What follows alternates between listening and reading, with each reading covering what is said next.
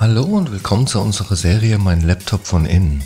Hier möchte ich euch in einem schnellen Überblick zeigen, wie ihr den Akku tauscht und wie ihr an die wichtigsten Komponenten herankommt, wie SSD, RAM, Lüfter. Ich zeige euch dabei das Innenleben des Laptops. Ich zeige euch auch, was es an Tipps und Tricks noch gibt, was ihr vielleicht beachten müsst. Und dass es im Grunde genommen nicht so schwer ist, einen Laptop aufzuschrauben und an die einzelnen Komponenten heranzukommen. Legen wir los!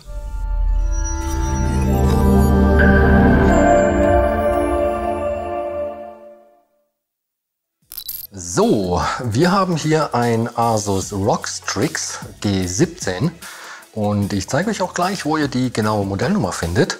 Aber zuallererst stellen wir sicher, dass das Laptop nicht mehr mit dem Ladekabel verbunden ist. Die genaue Modellbezeichnung findet man auf der Rückseite, genau hier.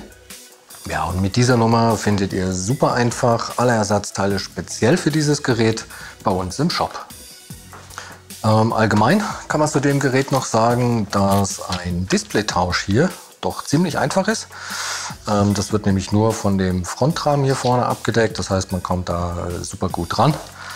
Bei der Tastatur ist es so, die kommt zusammen mit dem Topcase. Das Touchpad kann man allerdings, wenn man will, auch einzeln tauschen. Um das Gerät jetzt zu öffnen, muss man zuallererst alle Schrauben lösen, die hier um das Gerät herumlaufen. Und das sind ganz normale Kreuzschrauben. Es ist allerdings so, dass die vorderen Schrauben etwas kürzer sind als der Rest, also am besten getrennt aufbewahren. Und es ist auch so, dass diese Schraube hier, also wirklich nur diese Schraube hier unten rechts tatsächlich im Gehäuse bleibt. Kann ich das mal zeigen? Die wird also nur gelockert und kommt nicht ganz raus. Warum das jetzt ausgerechnet diese eine Schraube ist, kann ich jetzt auch wirklich nicht sagen. Aber auf jeden Fall ja, also wenn man die nicht rausbekommt, das ist normal. Ich benutze hier übrigens für alle Arbeiten ein super praktisches Universalwerkzeugset. Da ist wirklich alles drin, was man so gebrauchen kann. Öffner, Pinzetten, ein Schraubendreher-Set mit allen erdenklichen Aufsätzen. Habe ich mir da jetzt schon mal zurechtgelegt. Und wie gesagt, ganz normale Kreuzschrauben, das heißt für die Schrauben außen, genauso wie für alles, was man dann im Gerät macht, nehme ich hier ein PH0 als Aufsatz. Und dann kann man eigentlich auch schon anfangen, die Unterseite zu lösen. Und da zeige ich euch mal, wie man das so gut sehen kann, aber also hier läuft quasi die Verbindung auf der Rückseite. Die macht dann hier noch so einen kleinen Schlenker nach unten, ja, und läuft dann eben auch hier außen herum. Ja, und zum Öffnen nehme ich hier einen der Öffner auch aus dem Werkzeugset und versuche da auf der Rückseite eine Öffnung zu schaffen, quasi zwischen Gehäuse, Unterseite und dem Gerät an sich. Und generell noch der Hinweis, von der Unterseite laufen hier noch Kabel, Breitbandkabel zum Mainboard. Das heißt, das zeige ich euch auch gleich, das heißt, wenn man das Gerät dann auch auf hat, nicht einfach dran ziehen quasi, es nicht wegreißen, dass man die Kabel da nicht aus Versehen mitsamt der Steckverbindung irgendwie wegreißt. Genau, aber ansonsten kann man das ganz normal öffnen.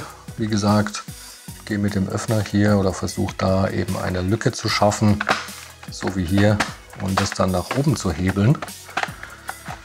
Und ja, also das Öffnen generell hängt schon auch sehr viel damit ab, ob das Gerät schon mal geöffnet wurde oder nicht. Das mag jetzt bei mir ein bisschen leichter gehen, aber vom Prinzip her ist es eben wirklich das Gleiche. Man hebelt das auf. Und das laute Knacken, das ist hier völlig normal. Das ist, wenn sich die Einraststellen lösen.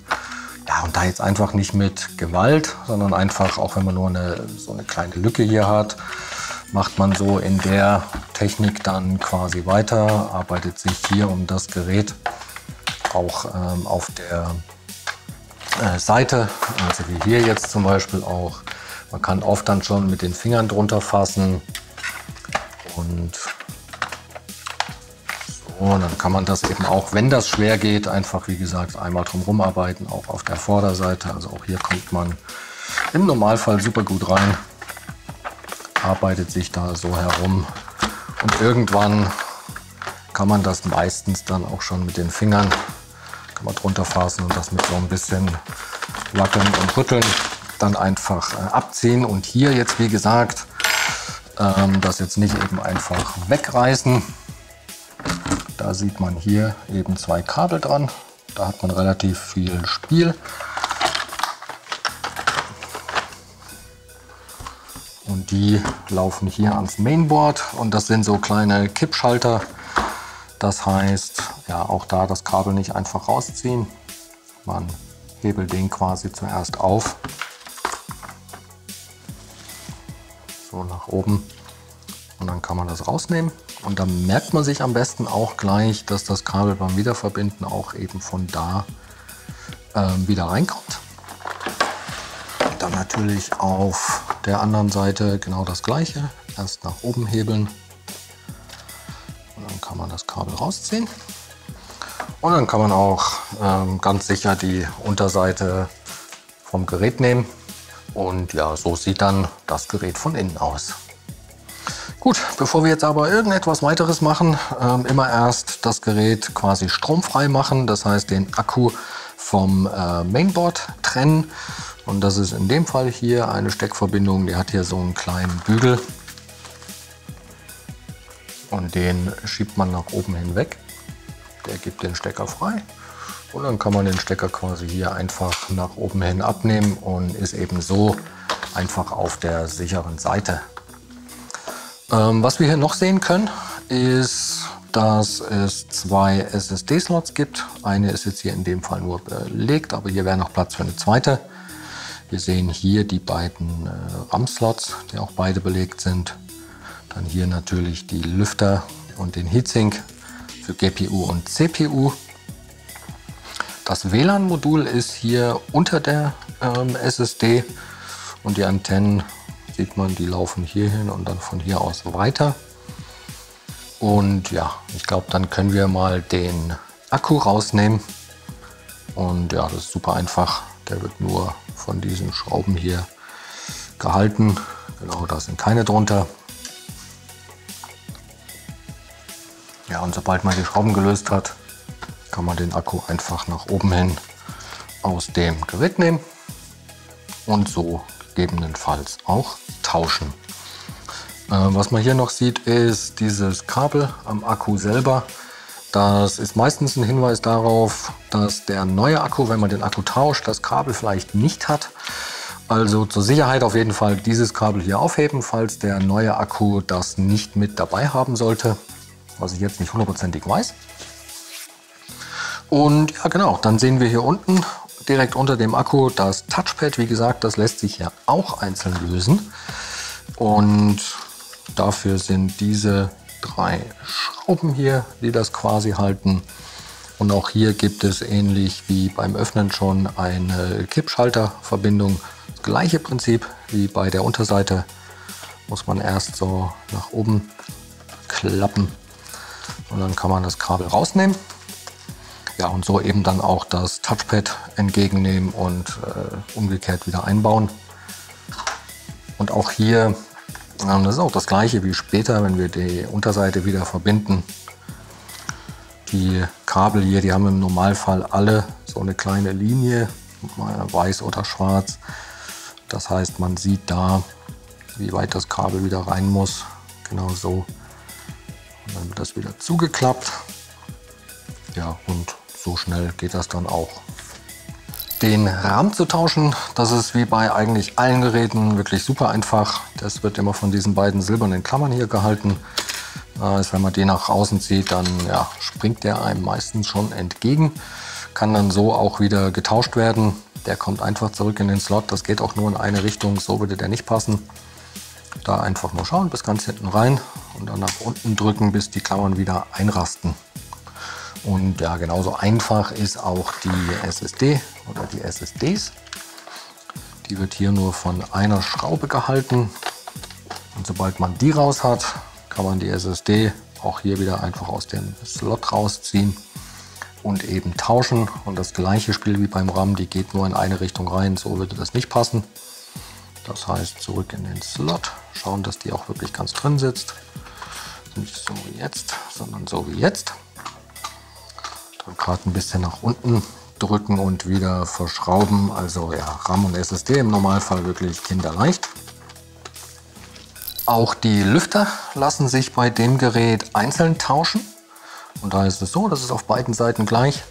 Das ist, wird von diesen 3 Schrauben hier gehalten und man sieht hier unten noch das Kabel zum Mainboard. Das kann man so zur Seite rausziehen.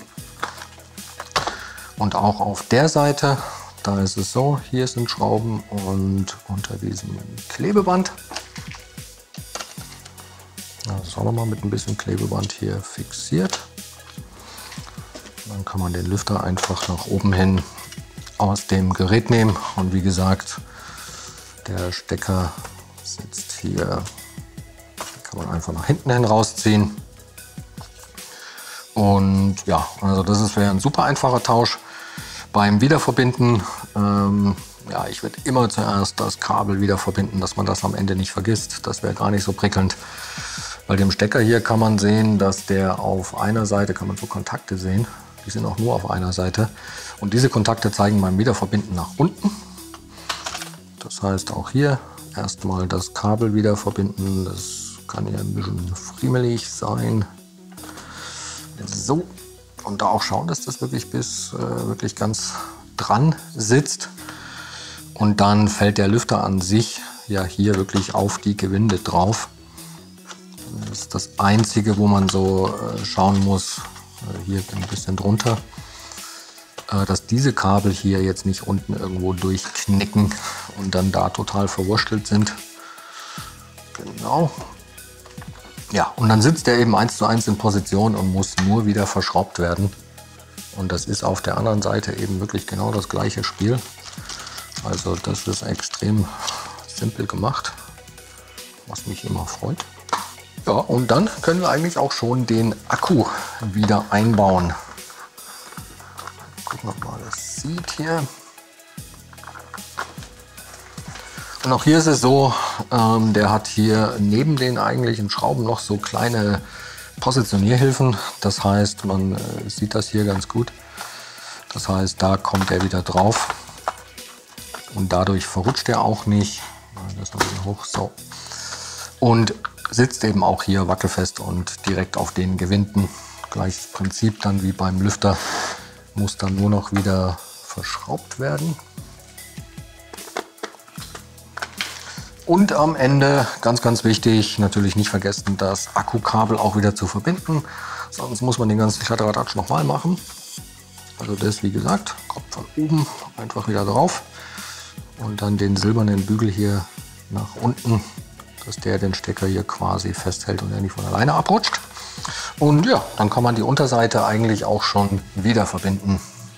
Und ja, hier ist eben das Einzige, dass man die beiden Kabel wieder verbinden muss. Da gibt es eben einmal den Stecker hier und einmal den. Und wie gesagt, also die kommen jetzt quasi von oben. Ich probiere das mal mit der Pinzette, dass man das besser sieht. Die kommen jetzt aus dieser Richtung hier wieder rein. Wieder umklappen. Falls das mal nicht reingeht, schauen, dass der Stecker auch wirklich aufgeklappt ist. Dann hier drüben das gleiche Prinzip. Weiß ich gar nicht, ob ich da mit der Pinzette rankomme. Geht da mit Hand einfacher. Umklappen und ja, dann kommt die Unterseite einfach wieder von oben auf das Gerät und wird nach unten festgedrückt. Und da kann man auch echt fest drücken, dass die Einraststellen auch in der Mitte alle wieder einrasten. Ich gehe am Ende auch immer noch einmal um das Gerät und schaue, dass da wirklich nirgendwo mehr eine Öffnung und eine Lücke zu sehen ist. Und ja, dann muss man das nur noch wieder verschrauben und insgesamt doch alles recht schmerzfrei hier. So, ich hoffe, das Video hat euch weitergeholfen. Wenn ihr noch Fragen oder auch Anregungen habt, lasst uns gerne einen Kommentar da. Und dann wünsche ich euch viel Spaß beim Schrauben. Bis zum nächsten Mal. Ciao.